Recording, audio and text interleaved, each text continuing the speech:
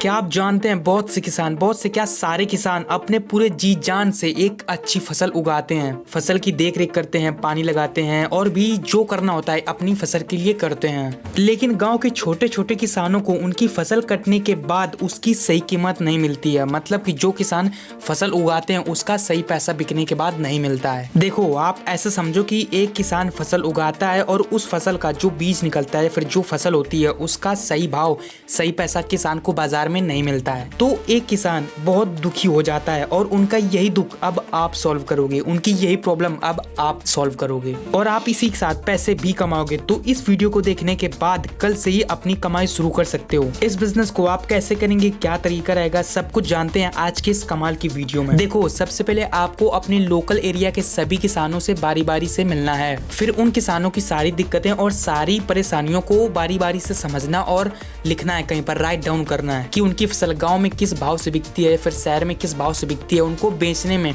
अपनी फसल बेचने में किन किन परेशानियों का सामना करना पड़ता है।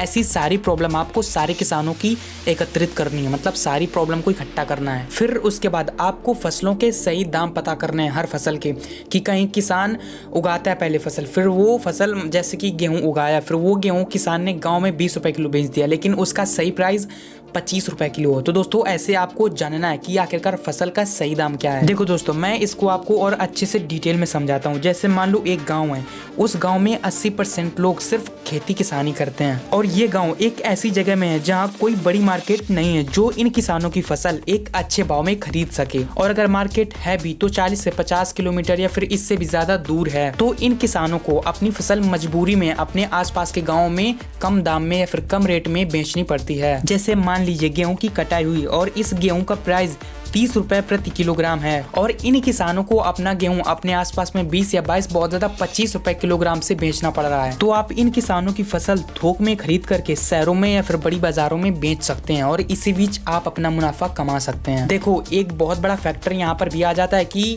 कई सारे किसानों को यही नहीं पता होता है कि मार्केट में या फिर बाजार में गेहूं के या फिर किसी भी फसल के सही प्राइस क्या चल रहे हैं।